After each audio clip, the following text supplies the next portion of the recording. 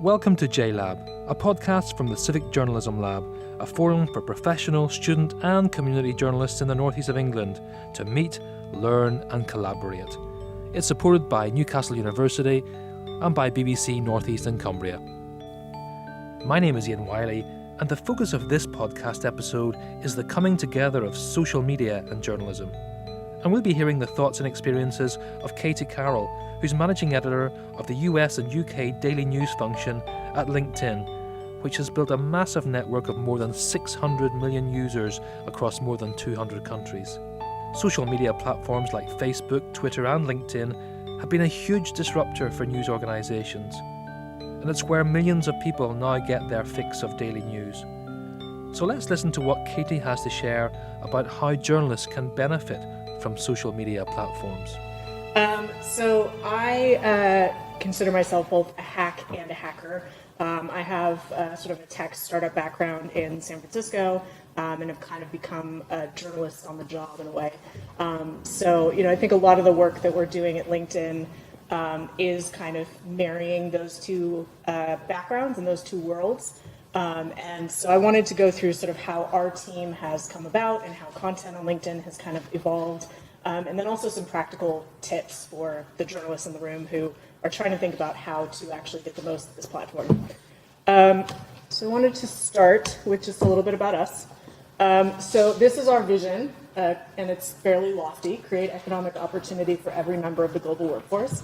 That manifests in a whole bunch of different ways. And it was something, and the more practical version, I guess, although still quite lofty, is to connect the world's professionals to make them more productive and successful.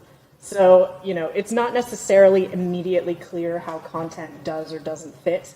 If you're an average LinkedIn member, this is essentially what it looks like in terms of how you think of the platform. And about 8 or so years ago, the leadership within the company thought, content actually makes a lot of sense for each of these things. Rather than just sort of coming to LinkedIn, to look for a job or to update your CV, you can be engaging with it every day, and that will help make you more productive and successful. So that's kind of how my team came to be. There are 610 plus million members on LinkedIn currently, and there are hundreds of thousands, millions of posts, long-form articles, videos, photos, etc., flowing through the feed every day. Again, this was not something that was true, a decade ago, and it's something that we're continuing to see evolve over time. And it's been a real sort of game changer for the platform and what it looks like, especially if you kind of get in the habit of going there regularly. So there are a few different content types that we work a lot with and we see a lot of. So obviously video is a big one. And the thing that's interesting about video on LinkedIn is it doesn't need to be a beautiful studio shoot. It can literally be you holding your phone up to your face and just saying what's interesting about whatever story happened that day, which Nick Thompson from Wired does literally every day. It can be a long form article. It can be a post or a photo. Just sharing your perspective really quickly on something happening in your industry or in the world that you want to talk more about. And all of that can, essentially help build your brand and get your ideas out there in a variety of ways. So whether you are, a journalist or whether you are just somebody who wants to kind of be more present or open to career opportunities, that level of consistent activity is going to, kind of help get you in front of the right people. My team started about 8 years ago, and we are, journalists pulled from, Wall Street Journal, Reuters, AP, loads of different publications. And I think a lot of people at first are kind of like, all right, what does it actually mean to be an editor on LinkedIn? How is that similar or different to the work that you're doing in a normal newsroom? And there are a few ways that it is different, but in many ways it's very similar. So we focus a lot on, news and views. So we're not necessarily the place that you go to break news, although that does happen. But we want to be the place where if you want to know what this story means for your industry or, things happening in the world, we can have that and we can gather it. So if there's something about Uber, for example, we can have Uber drivers and Uber executives and Uber users all having the same conversation. So a lot of the work that we do is trying to make that happen and bring those people together. So yeah, there are more than 50 of us across the globe, some of us focusing sort of on global products, some focusing on particular regions or countries or beats. We do a lot of work in daily news, which is sort of the world that I'm in. We also have original reporting. We have an initiative called LinkedIn Lists, which is sort of like the top companies where people want to work, or the top startups. Those are two of them. We do a lot with video and more. So our kind of our goals are what we call the 3 C's: just create, curate, and cultivate. So again, a lot of that is really trying to find a way to bring conversations together, to enable those communities who have things, in common, whether they know it or not, to one place to have rich conversations. So here's some of the work that we do. This is a product called the Daily Rundown. You may see this in your app. So you get a notification every day, and it's a morning digest about whatever is happening in that country. So this, started in the U.S. like 5 years ago, kind of as a labor of love. We now have 12 all over the world, and it's been a huge sort of push for us as we've really dug in on news as a place to set us apart in terms of the conversations people can have. This is some of the original reporting that our team does. So we have editors covering healthcare, finance, technology. We have local editors within particular markets. So it could be anything from, sort of short form posts with people talking about, a conference they went to, or just gathering some quick reporting on a story, to long form deep dives, which often use sort of LinkedIn data to help tell those stories, to even like we just launched a podcast literally this week. So, it kind of runs the gamut, and we're always experimenting with new things to do and new things that we can try.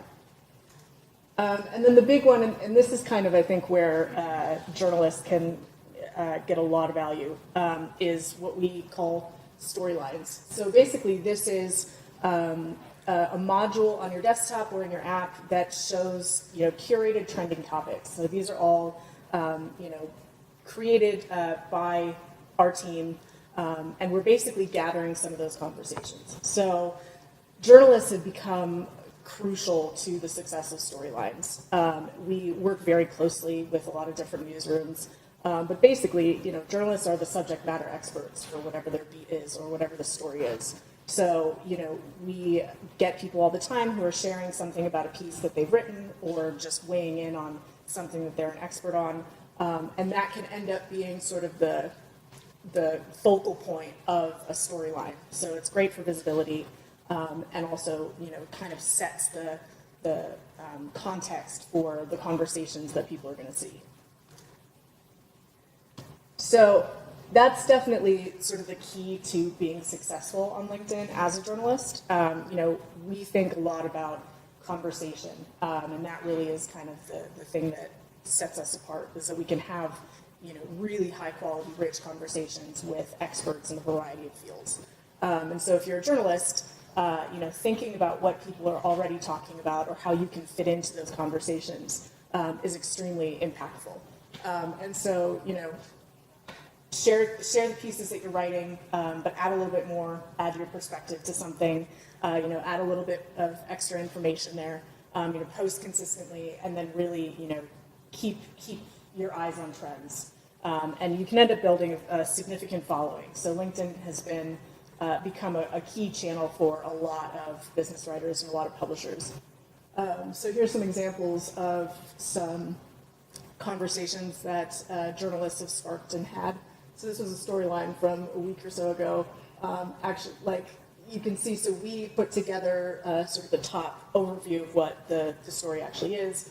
And then actually, if it keeps going on down, probably half the posts in here from journalists who were obsessed with this craft hunting story.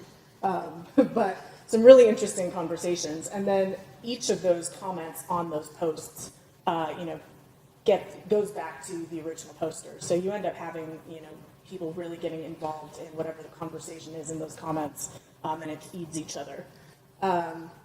which again all sort of helps with the virality of it anyway. And then, it doesn't necessarily have to be jumping on a news story per se, but really keeping your eye on what people do actually want to talk about or are already talking about.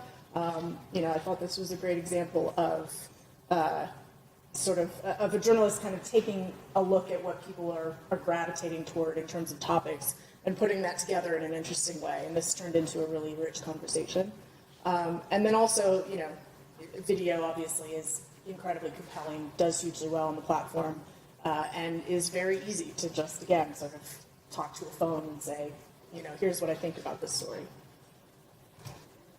So the other piece of this, and probably the piece that most of you are more familiar with, is actually making sure your profile is kind of up to par for where you're going to, come across as best you can.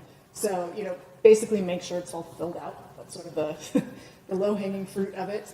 But, it can be especially valuable for people who are coming across your profile as you are having conversations on the site.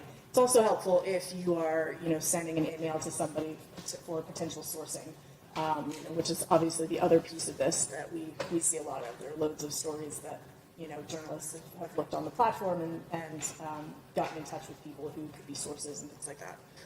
So all of that does kind of help to have a profile that looks properly filled out. So that's really it. That's a very quick overview, obviously. But we are working more and more with journalists here in the UK. The Storylines product launched here a couple weeks ago, and we really want to work with people. We want to work with newsrooms. We really want it to be a harmonious relationship. We're seeing referral traffic to publishers rise as a lot of this stuff happens and as members get more engaged.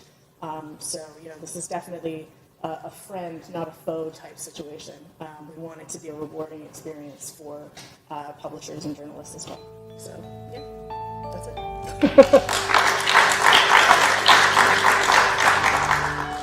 You've been listening to JLab, a podcast brought to you by the Civic Journalism Lab in association with Newcastle University and BBC North East and Cumbria. I'm Ian Wiley. Thanks for listening.